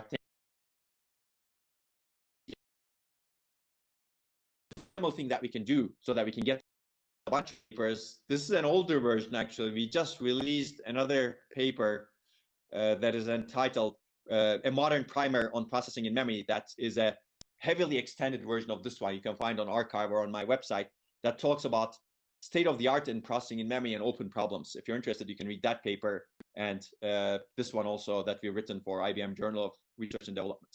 The good news is actually there are some chips that are produced right now that can do processing in memory. This is the UpMem company that we're working with, and they have already produced hardware where you can actually have where they have a simple processor inside the DRAM chip close to the memory bank. So this is similar to near data processing approach, except they put the processors inside the memory chip over here. And we see significant benefits on many real applications on these chips in our characterization today. I'm happy to talk about this also, but this shows you the good news that today people are actually taking this seriously. There's real hardware, real commercial hardware out there that does processing inside the DRAM. But of course, key challenges still remain. How do you do the code mapping, data mapping? I think these are some works that I'm going to again flash through because we don't have a lot of time. But you can also take a look at these works to, for example, maintain coherence between the processor and the memory device. My memory device has the capability to manipulate data and change the data. That's an important problem. But we have some solution directions that needs to begin with, but there's more work that needs to be done in this area. For example, coherence, this is the only work that I know of that looks at coherence, a specialized coherence mechanism for near data accelerators. There's more to be done. How to design data structure is also very interesting, and clearly simulation infrastructure is interesting. And we released our RAMulator extended for processing in memory. So if people are interested in doing research in this area, we actually have support for that RAMulator PIM as well. And this is the paper that we've written to release it, but this also has performance models, energy models, using machine learning for PIM. Okay, so this is a big challenge and opportunity for future. How do we design computing architectures with minimal data moment? At this point, I should probably ask the question, how much time do we have? Depending on that, I'm going to adjust how much I talk about the data-driven and data-aware parts and leave some time for questions also. We still have time until like 6:10, so maybe we can leave 10 minutes for questions. And if that's the case, okay. We may want to finish in 5 minutes. Okay, thank you. That sounds good. So I will. So basically, I will adjust the remaining material so that I can finish in 5 minutes. Does that sound good? Sounds good. Okay. Thanks. Okay, so what I will do is I think I will very quickly go over this data-driven and data-aware part because I think they're very important, and then we're going to do a quick conclusion. So let's talk about the data-driven part. Basically, if you look, as I said, today's architectures are very human-driven. Humans design the policies. As a result, many policies are short-sighted. There's no policy learning, and there's almost no learning. Basically, the architectural controllers and system controllers cannot take lessons from past actions. And the key question over here is, can we really design fundamentally intelligent architectures? I mean, at least as intelligent as humans maybe, or at least closer. What is an architecture? It needs to be data-driven. It needs to learn the best policies based on what it has seen in the past. As a result, it leads to sophisticated, workload-driven, changing, far-sighted policies. leads to automatic data-driven policy learning, and all controllers are intelligent data-driven agents. So of course, the key question is, how do we start? Basically, I think we need to re-examine all of the controllers. But I'm going to talk about very quickly a work that we've done about 12 years ago in ISCA 2008. It's called self-optimizing memory controllers. The basic idea is to use machine learning principles to design the memory scheduler. So a memory controller is a scheduler. Essentially, it resolves memory contention by scheduling requests. And the key question is, how do you schedule requests to maximize system performance? This is not an easy task because there are many things to think about if you're a DRAM designer, if you're a DRAM controller designer. I'm not going to go through the details of it, but timing constraints, resource constraints, refresh, managing power, optimizing performance and quality of service. Basically, there are a lot of correctness and performance constraints that you need to satisfy, including energy constraints, actually, and power constraints. And as a human, it's very difficult to think about these and come up with a really good policy that caters for many workloads.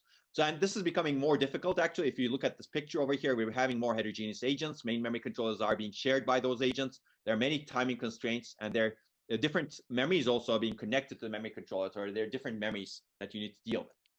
So the reality is it's very difficult to design a good policy that maximizes just performance. Ignore even the other metrics that we care about. There are too many things to think about, and humans are not good at thinking about high-dimensional spaces to come up with a good policy. And the workloads are changing and systems are changing also. So our dream was, wouldn't it be nice if the DRAM controller was a machine learning agent that could find a good scheduling policy on its own? And that's the idea of self-optimizing DRAM controllers, essentially.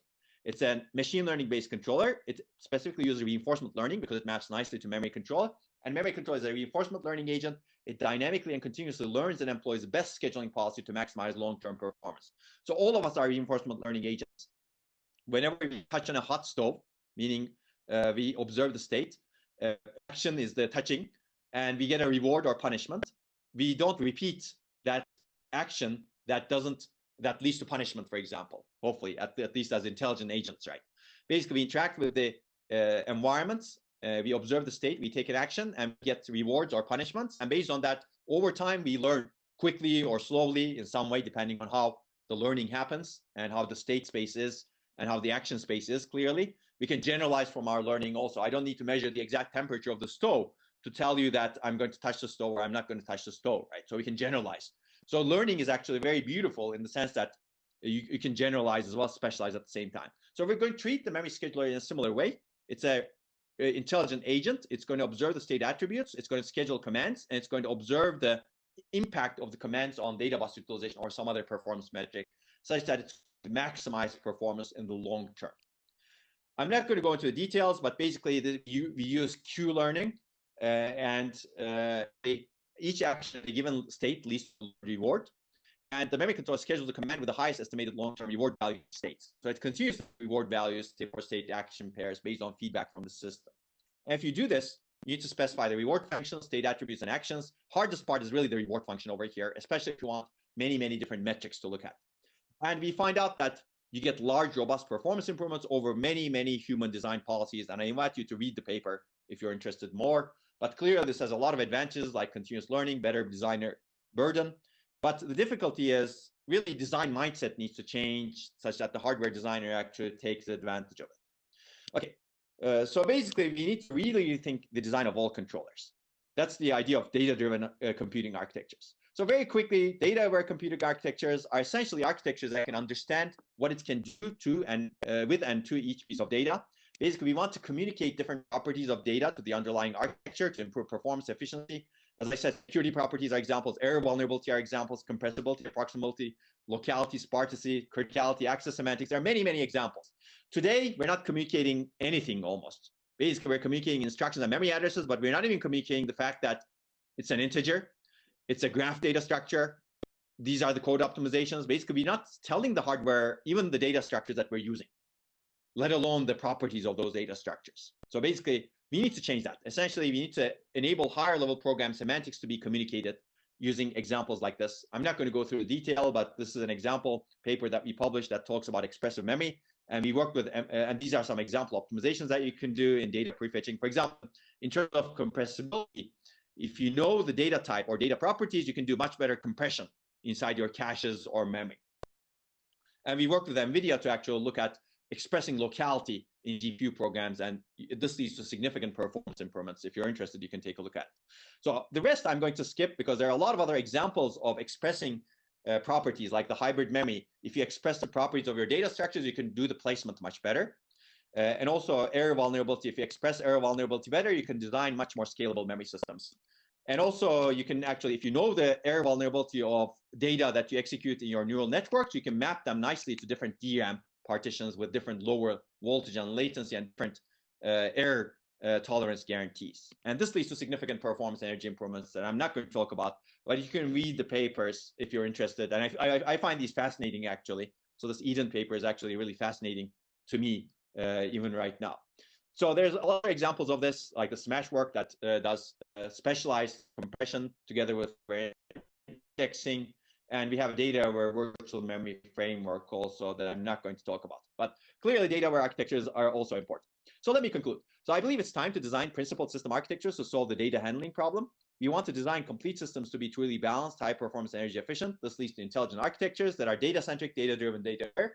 We want to enable computation capability inside and close to memory. This can enable orders of magnitude improvements, as I showed you, new applications and computing platforms like a genomics platform, for example, and enable better understanding of nature as well. And who knows what else.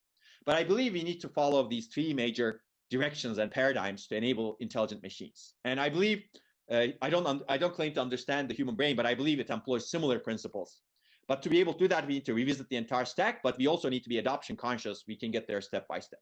And these are some good principles. More important than anything else, we should open our minds to thinking differently, basically, as opposed to thinking processor-centric. We should really think data-centric, data-driven, and data-aware. And if you're interested, there's more work that I mentioned.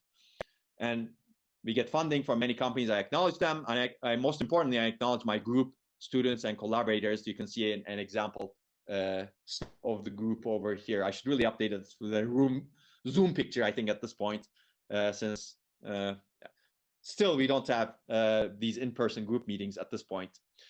Okay, so thank you very much. I'm happy to take questions now. Okay. So thank you so much, and Onur. So actually, it's really inspiring and it's very interesting talk. Do we have any questions from the audience? Okay, I think they are preparing the question. Maybe I can start with one first, so we can give them some time to think about it. So actually, I really like your talk, and it's very exciting. And also, like for example, the idea you mentioned is trying to move in the computation into memory, and you also give out several, I think, is very strong reasons. For example, from a security point of view and from the performance point of view, right? So you mentioned several benefits. I'm wondering, let's say if we move the computation from the CPU to the memory, are we going to have any downside from, in particular, from a security point of view? So that's a very good question. I think from a security point of view, I think let me focus on that one. I think potentially, so clearly there are some downsides, right? The cost of the memory will increase at this point. And also, you may not be able to do as sophisticated computations as we do in a specialized processing unit today. So I think I'm not suggesting eliminating the CPUs today. I think we should really still have heterogeneity. I think CPUs have their own place, but they should be reserved for the most sophisticated computations that we cannot put near memory. So I think clearly we don't want to move all of the computations over there. But specifically, security perspective is very interesting, I think. Potentially, you could improve security by keeping things where they are without moving data, because I believe a lot of the security problems that we see, side channels, for example, happen because we're moving data a lot and we're exposing data to outsiders. Maybe there are some downsides also, but I think this needs to be investigated. Frankly, I believe this is a really research topic on its own. What is the security implications of moving computation inside the memory? What are the downsides sometimes? Sometimes you're exposing perhaps critical computations to the memory, and sometimes it may be easier to get the data out of memory, who knows? But also, I believe there are also upsides, like you may be improving because you're moving data less inside the system. But I don't have a good answer, I think, in terms of security, frankly. My hunch is that I believe this will improve things going into the future if we actually design systems that they're more secure inside memory, but that requires research to answer that question. Thank you, Anna.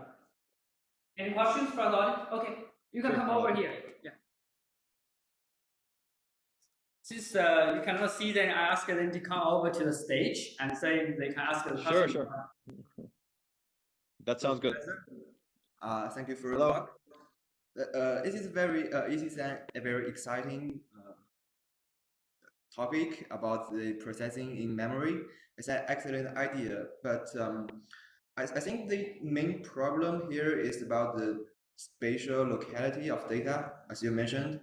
And at least I captured at least two solutions to that. One is I think it's called triple row activation, and another one is the three-dimensional way. You mentioned that we can dynamically change the data or allocate the data in the 3D way. But how about the original one, the 3D activation? I remember that you are row cloning the A row and B row into D1 and D2, then get the output into D3. So I think that's not quite a satisfying solution because that's basically you embedded a processor into the memory, right? Because you still have D1, D2, and D3 there. So is it possible to enable each row having the ability to do computation, to do bitwise computation? I see. Yeah.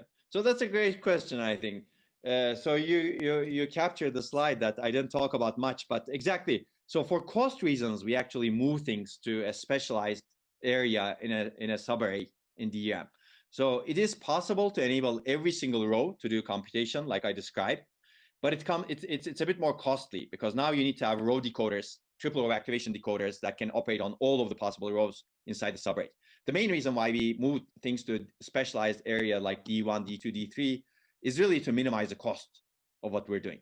I see. So if cost is less of a concern, I think what you suggest is possible, sure. Okay, so by cost, do you mean the energy cost or time cost?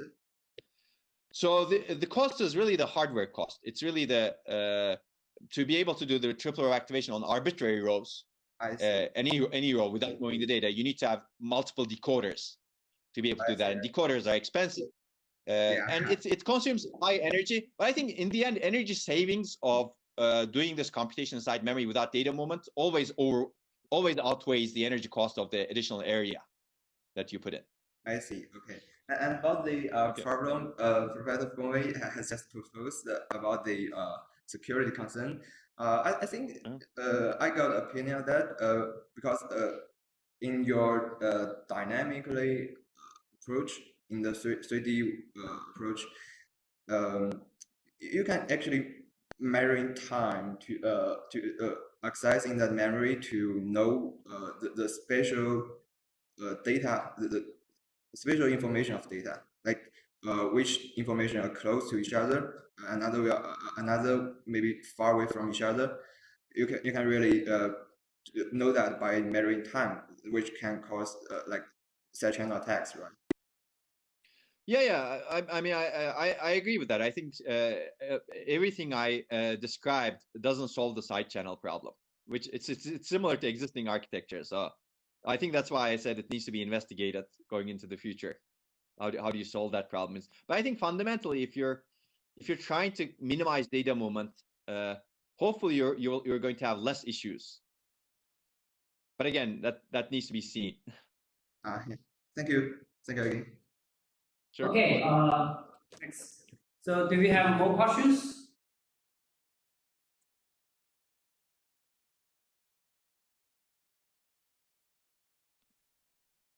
Okay. So actually,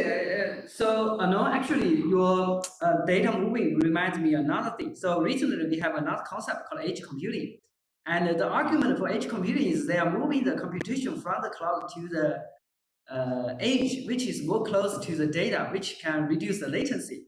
I don't know if your idea about moving data, moving computation from CPU to memory, I don't know. It seems to me, reminds me, but definitely it's not connected. But I would like to hear your comments about this. So, do you have any? So Yeah.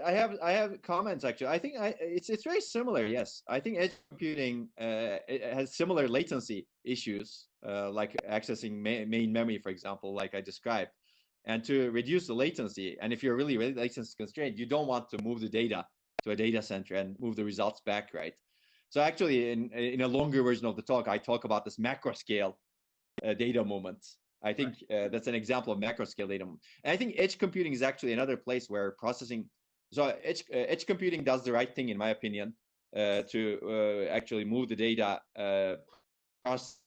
But even there, you have so stringent latency constraints in some of the applications that those are some of the example applications where you would like to really minimize the latency and also minimize the data movement internally with. Right.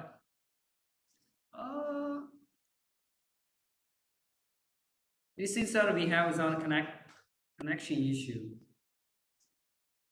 Can you hear me or not?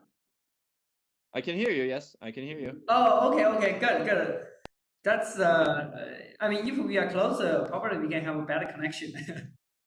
Yeah, that's. Okay, so Yeah. Did you have? Did you get my answer, or should I repeat it? yeah, I did. Okay, thanks. Okay. Okay, so do we have any question online? I saw we have a few international students online. So if you have a question, please just maybe you can type it while the comments section, or you can just speak up if you want. In the meanwhile, do we have more questions from the audience? Okay, go ahead. We have one more question from the audience. So maybe you can introduce yourself before you ask a question, okay? Spell your name and your grade. Hello, Professor. My name is Yinghua Chun, and I am a senior student in SUSTech. And I still remember I have ever taken a class named digital design.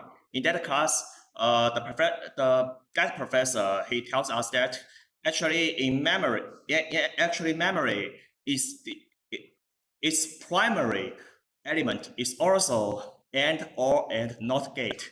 It's just similar to the process unit.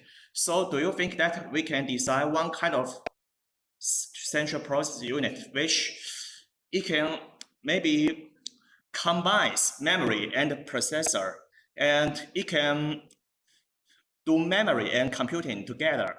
I don't know. It's maybe just it's my fantasy. Yeah. No, I think that's a good way of thinking. So basically, I think I have multiple different types of answers to this. I think the overall answer is, I think yes. Basically, we can design something that can do what you described, but if you want to put a lot of logic into the memory process, these days it's not so easy. So I think what you're thinking of from your digital design lecture is memory is built using NOT gates, for example. Cross-coupled inverters is the basic element for storage. That's true for logic-based memory. Like if you're doing CMOS logic, that's true. You can design a register that way. You can design SRAM that way. But if you look at DRAM, for example, if you look at really high capacity memories today, unfortunately, they don't contain a lot of logic. So if you look at a DRAM, it's really a capacitor. The data is stored in a capacitor. It has nothing to do with a NOT gate or an AND gate. Okay, which means that it has to be a special process, and that special process is very different from the logic process in terms of fabrication. So while I think that what you said is actually a good idea and people should examine it going into the future, if you want to put a lot of logic inside a memory chip, I think it's going to be not so fast or energy efficient as what we could do in a CPU chip today, because the fabrication process is completely different. Hopefully that makes sense. Oh, thank you. But I think what your basic assumption is true. If your memory was consisting of logic only, then yes, absolutely. And SRAM memory or embedded type of different embedded type of memories are examples of this. Then I think there's a lot of potential over there. But if you really want to get huge capacities, unfortunately, your memory needs to contain non-logic elements like capacitors, like the phase change materials, for example, and those are not, unfortunately, those are not logic gates. Okay. Thank you, Professor. Sure, you're welcome. Okay. Do we have more questions? Last chance. Okay. I think there's something in the chat, but I cannot read it. Okay. Let me maybe Inge, you can go ahead to ask question, and then maybe. Yes. Hello, Professor. I'm a master student. My name is Inge Deng, and I think the memory is really magic thing. I early heard that we have some RAM OS, and if you put the CPU into the memory, I think the memory can consist of a full computer system. Is this interesting? Yeah. Yes, I want to know some disadvantage or some by using the memory as a full computer system. Yeah, so that's again, I think it's certainly interesting, and that's what this UpMem startup is doing. For example, they're putting a simple CPU inside the memory chip next to the banks. It's not very sophisticated. So okay, the difficulty there is it cannot be a very sophisticated CPU because as the answer to the previous question, memory process is not good for logic. And as a result, you cannot build a very sophisticated fast CPU on the memory chip. I think that's the major limitation, basically. I think it's a good idea to explore that direction and do what is best we can do. But in the end, we're going to be limited by the fabrication technology, which is very different for memory and logic. But I think, as I mentioned earlier, these three-dimensional technologies, like monolithic three-dimensional technologies, are going to take us in a different way to what you discussed. Basically, if you can monolithically fabricate many different layers of memory logic, and different memory layers, which is hopefully going to happen, then I think it's going to be similar to what you have in mind, right? Your memory and logic will be in the same system, a full computer system, hopefully. And there's research in that direction that's happening.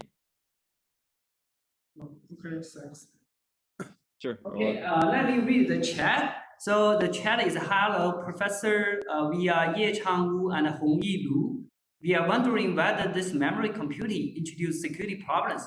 I believe we already discussed this, but I don't know if you have anything else to add, but I feel this question has been asked before. Yeah, I don't have anything to add, basically. I think that's an issue that needs to be investigated. Yeah, I don't think it introduces any new problems, I should say. I mean, clearly, if you do computation many more places in a system, perhaps there are more problems, yes, but I think we're already doing computation in many places. This is just another accelerator. Okay, yeah. So I think we are over time. So if no questions, I'm probably going to stop the seminar for now. And thank you so much for the interesting talk, and it's really inspiring. And yeah, so thanks a lot. Let's give Professor Mutlu another round of applause. Okay, thank you very much. I appreciate it. Okay, thank you, Alan. Yeah, take care.